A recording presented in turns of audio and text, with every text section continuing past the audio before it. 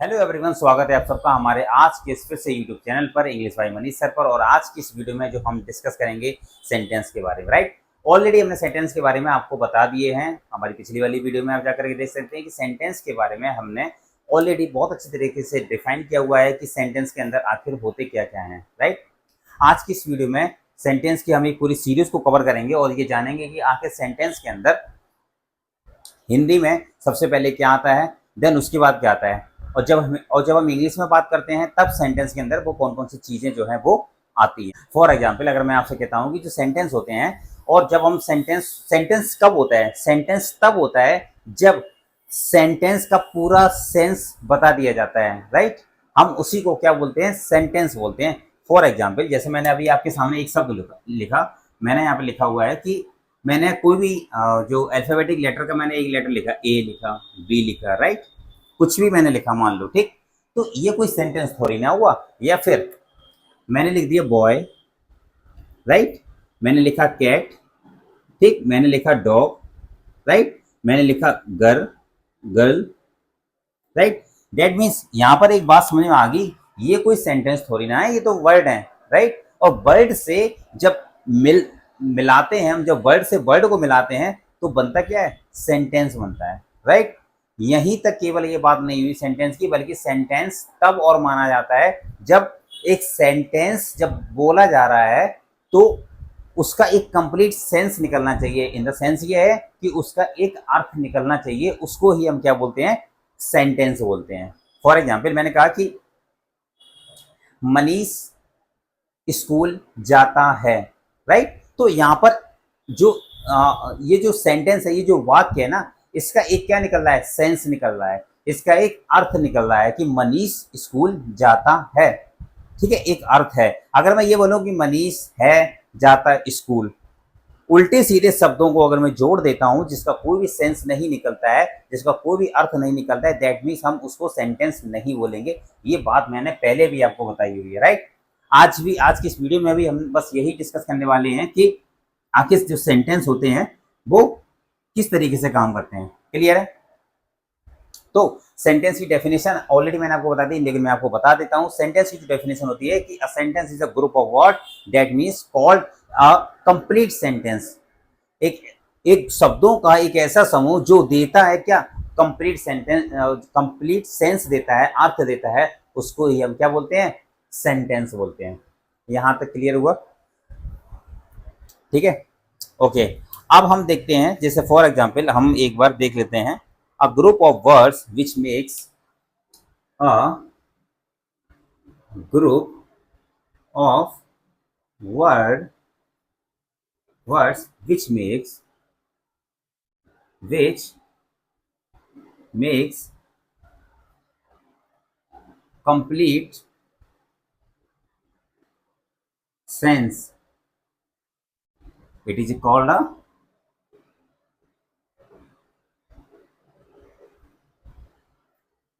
a sentence, right?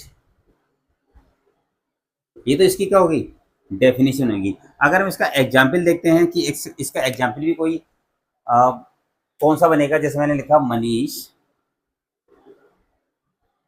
गोश, जी छोटी बनाएंगे, to market. Right, यहाँ पर मैंने क्या लिखा, मनीष गोज टू मार्केट। इसका मतलब मनीष जो है वो कहाँ जाता है, मार्केट जाता है। ठीक है, a group of words which makes a complete sense, it is called a sentence. Group, शब्दों का एक ऐसा समूह जो क्या देता है, शब्दों का एक ऐसा समूह जो देता है, कंप्लीट सेंस देता है, उसको हम क्या बोलते हैं, सेंटेंस बोलते हैं। यहां तक आई होप ये चीजें आपको क्लियर हो गई होंगी। ठीक है, Manish goes to market, Manish कहाँ जाता है, मार्केट जाता है। तो जब जो चीज कंप्लीट सेंस दे रही है, जिसका कंप्लीट अर्थ निकल रहा है, उसको ही हम क्या बोलेंगे, उसको हम बोलेंगे सेंटेंस बोलेंगे। क्लियर हुआ यहां तक? ठीक है, अब हम इसका एक बार फॉर्मेशन समझ लेते हैं कि आखिर इसका फॉर्मेशन क्या होता है। जैसे मैंने यहां पर लिखा,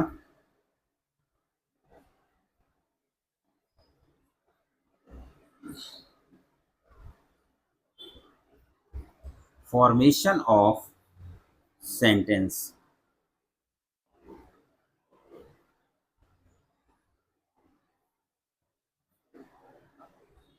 ठीक है, एक बार हिंदी में समझेंगे ये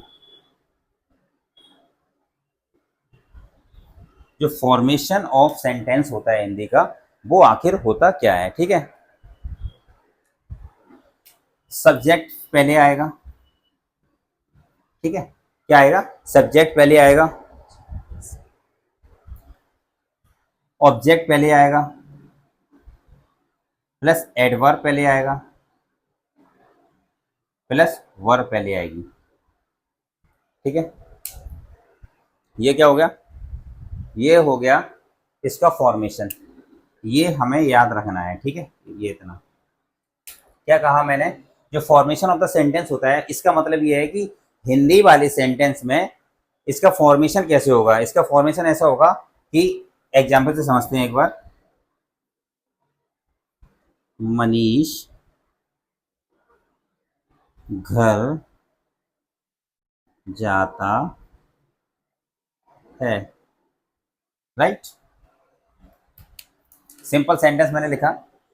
अब देखो, मनीष क्या हो जाएगा, सब्जेक्ट, घर जाता कहां पर है, घर जाता है, दैट मीन्स ऑब्जेक्ट आ जाएगा। ठीक, मनीष घर यानी कि ऑब्जेक्ट, जाना। अब देखो इसमें एडवर्ब, चूंकि जो सेंटेंस मैंने लिखा है उसमें एडवर्ब हमने लिखा ही नहीं है। जब नहीं लिखा तो एडवर्ब छोड़ देंगे, उसके बाद क्या आएगा, वर्ब आएगी, जाता है। ठीक, तो ये तो हो गया इसका हिंदी में फॉर्मेशन। जब भी हम हिंदी में सेंटेंस बोलते हैं, वाक्य को बोलते हैं, तब फॉर्मेशन कुछ इस तरीके से बनाया जाता है। सबसे पहले सब्जेक्ट आता है, उसके बाद ऑब्जेक्ट आता है, उसके बाद एडवर्ब आता है, उसके बाद वर्ब आती है। ये याद कर लेना है हमको। ठीक है, मैंने कहा सब्जेक्ट क्या हो जाएगा, देखो मनीष जो है, देखो मनीष जो है वो क्या है, सब्जेक्ट है ना। ठीक है, घर कहाँ जाता है, ऑब्जेक्ट, राइट। जाता है, चूंकि हमने बोला इसमें एडवर्ब हमने लिखा नहीं है, तो ये क्या हो जाएगी, ये वर्ब हो जाएगी। फॉर्मेशन तो वही है ना, मतलब फॉर्मेशन का मतलब है कि इसका जो तरीका है, जो जो हम किस तरीके से बनाएंगे, राइट। अगर हम अपनी लैंग्वेज में बात करें तो ये एक फॉर्मूला है, ताकि हम समझ जाएंगे कि हिंदी में जो है वो पहले क्या आता है, ताकि एक कंप्लीट सेंस बना दे किसका, सेंटेंस का, राइट। अब हम एक बार समझेंगे, ये तो हिंदी में था, अब समझेंगे हम लोग इंग्लिश में हम लोग कैसे किस तरीके से फॉर्मेशन बनाते हैं, राइट। अब हम लोग देखेंगे फॉर्मेशन ऑफ सेंटेंस, राइट, किसमें, इंग्लिश में, राइट। ठीक है, अब इंग्लिश में देखो क्या बनेगा, सबसे पहले क्या आएगा, सब्जेक्ट आएगा, प्लस उसके बाद क्या आएगा, verb, plus object, plus adverb. ठीक है, तो ये तो इसका हो गया क्या, फॉर्मेशन, मतलब फॉर्मूला हो गया। जब भी हम इंग्लिश में क्या करेंगे, जब भी हम इंग्लिश में कोई सा भी सेंटेंस बनाएंगे तो इस तरीके से ही बनाएंगे, right. For example, Manish goes to market, right. यहाँ मैंने क्या लिखा, मनीष गोज टू मार्केट। इसका मतलब क्या हो गया कि अब देखो सबसे पहले क्या आया हुआ है, यहाँ पर सब्जेक्ट आया है। ठीक है, मनीष, ये क्या हो जाएगा, सब्जेक्ट हो जाएगा, राइट। उसके बाद वर्ब आई हुई है, देखो गोज, ठीक है, गोज है ना, वेंट, गॉन, क्या है, वर्ब। तो देखो वर्ब आई हुई है, देन उसके बाद मार्केट, ऑब्जेक्ट आया हुआ है, क्योंकि इसमें हमने एडवर्ब लिखा नहीं है। ठीक है, आई होप ये चीजें अब आपको अच्छे से समझ में आ गई होंगी कि जो वर्ड फॉर्मेशन हमारा होता है हिंदी में किस तरीके से बनाते हैं और इंग्लिश में किस तरीके से बनाते हैं। एक बार आप इसका स्क्रीनशॉट ले लीजिए या फिर इसको नोट डाउन कर लीजिए। ठीक है, देखो अब ये कुछ एग्जाम्पल हैं सेंटेंस के, ये इंग्लिश में है, हिंदी में तो सिंपल होते हैं जो हर कोई बना लेगा। ठीक है, लेकिन ये मैंने कुछ इंग्लिश में लिखे हुए हैं ताकि आप एक बार समझ जाओ कि किस तरीके से अभी ये सेंटेंस कैसे हैं। अभी ये सीक्वेंस में नहीं लिखे गए हैं। ठीक है, जैसे कहीं पर सब्जेक्ट है तो कहीं पर ऑब्जेक्ट है तो कहीं पर क्या है, एडवर्ब लगा हुआ है, राइट। लेकिन अभी जो ये जो लिखे हैं ये गलत हैं, राइट। अभी हम इसको क्या करेंगे, सही करेंगे और किसके फॉर्मेशन के अकॉर्डिंग करेंगे, जो मैंने अभी आपको बताया था कि इंग्लिश में हम जो सेंटेंस का फॉर्मेशन किस तरीके से करते हैं। सबसे पहले क्या आता है, subject, then verb, object and adverb. ये किस में आते हैं, इंग्लिश में आते हैं, राइट। यहां तक क्लियर हुआ, ठीक है। एक बार हम इसका फॉर्मूला लिख देते हैं। हमें सीक्वेंस में लगाना है सब्जेक्ट प्लस वर्ब प्लस क्या आएगा, ऑब्जेक्ट,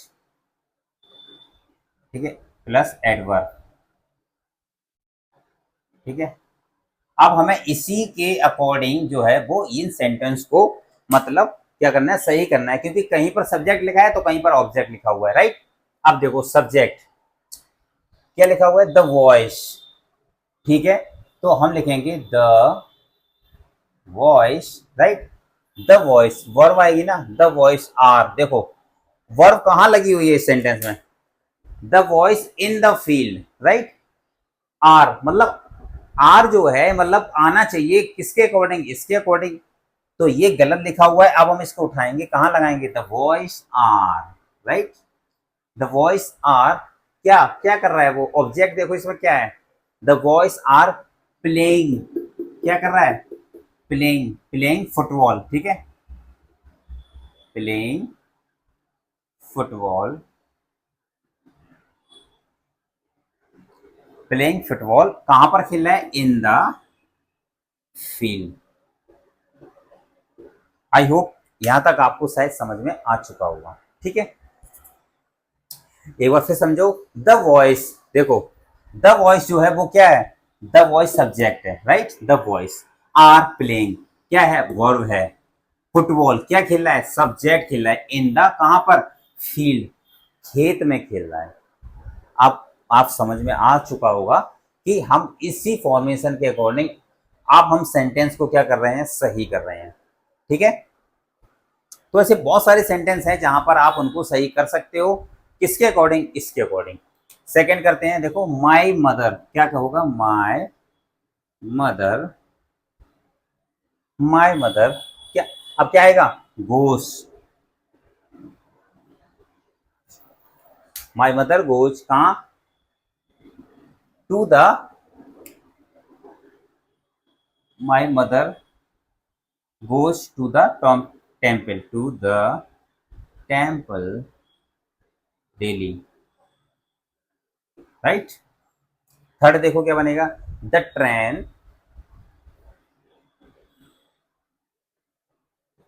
द ट्रेन अराइव्स, ये रही वर्ब, ठीक है, अराइव्स एट, कहां पहुंची है, एट राजा मंडी स्टेशन पर, राजा मंडी स्टेशन कितने टाइम पर पहुंची है, एट 5 o'clock पर, right, at 5 o'clock। Are soldiers in war, ये भी गलत लिखा है, क्या होगा, are shoulders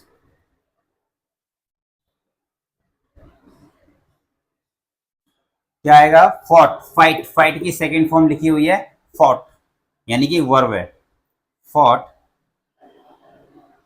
are shoulders fought क्या, या ऐसे लिख सकते हो ब्रेवली फॉट, ठीक है, बहादुरी तरीके से,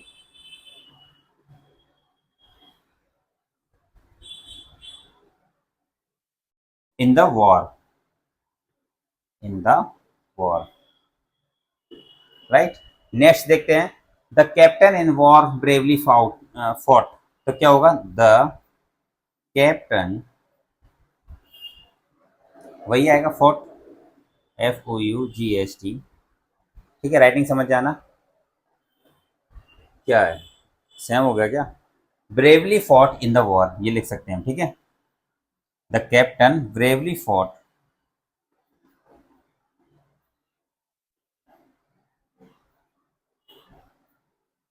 इन द वॉर, ठीक है, यहां तक क्लियर हुआ।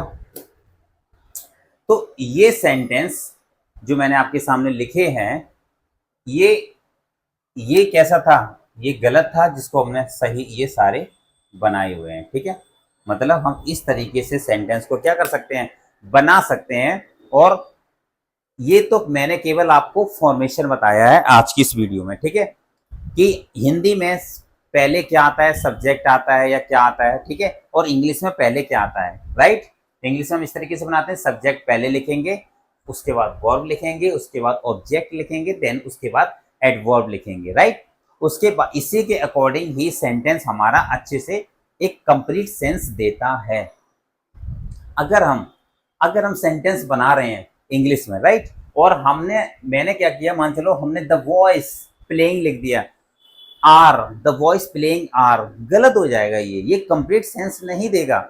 और सेंटेंस का कंप्लीट सेंस देने के लिए या फिर कंप्लीट सेंस को निकालने के लिए हमें इस फॉर्मेशन की आवश्यकता पड़ेगी।